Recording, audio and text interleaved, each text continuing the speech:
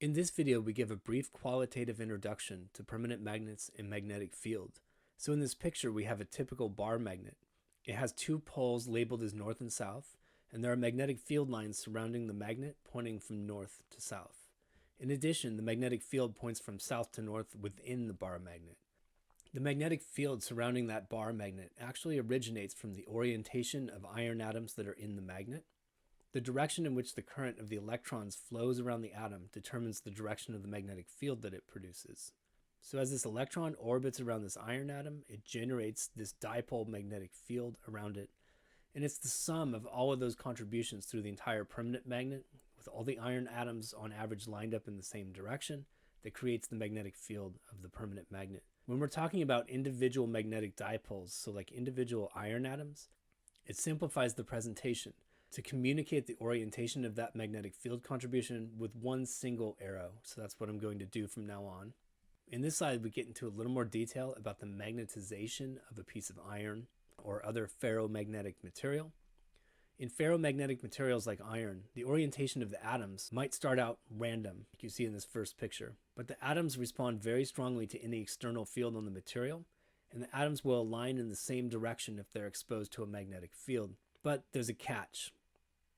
Different neighborhoods will orient in slightly different directions. That's what we're looking at in the second picture here.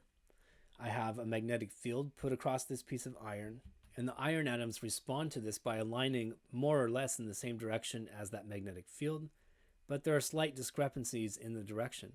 What happens is these little neighborhoods form where all the atoms are lined up in exactly the same direction, but when they run into other neighborhoods that are lined up in a slightly different direction, a boundary forms.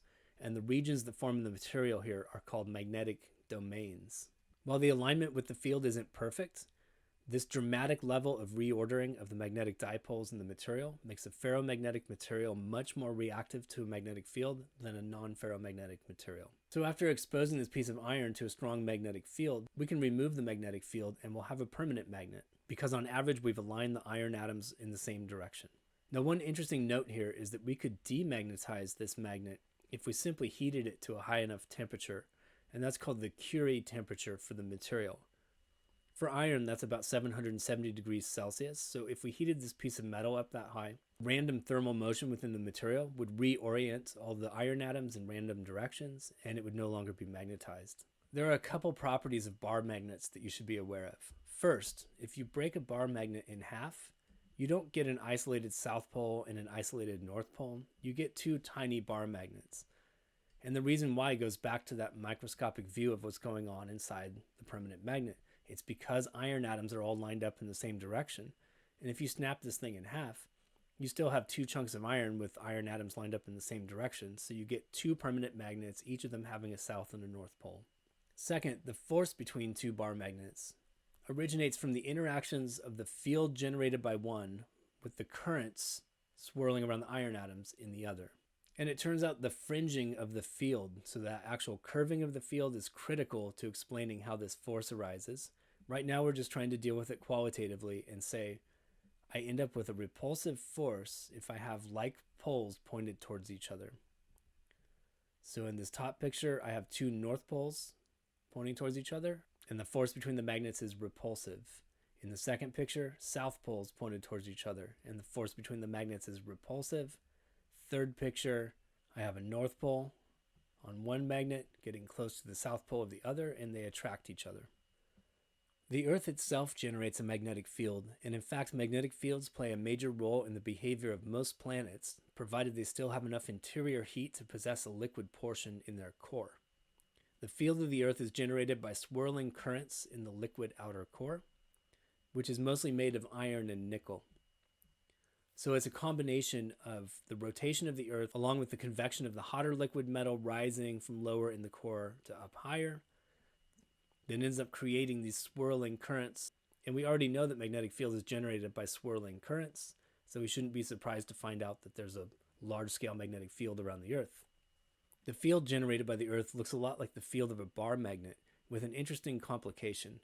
The magnetic south is very nearly aligned with the geographical north of the Earth. So in this diagram, I showed geographical north and south as straight up and straight down. And the magnetic north and south are slightly misaligned with that, with the magnetic south pole being very close to the geographical north pole. So how does a compass work?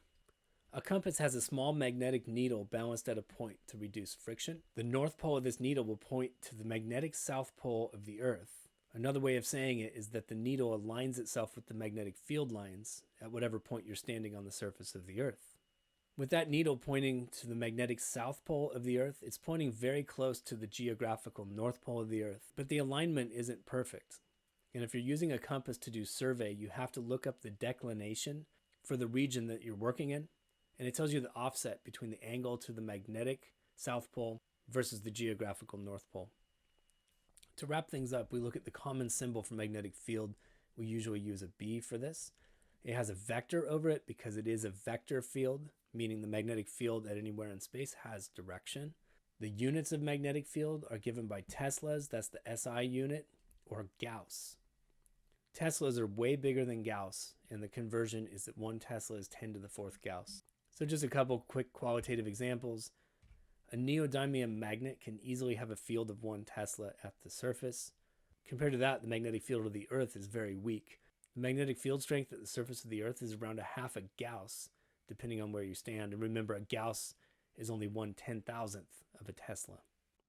If you find the physics content on Zach's Lab helpful, click on the Zach's Lab logo on the right to browse playlists and subscribe to the channel.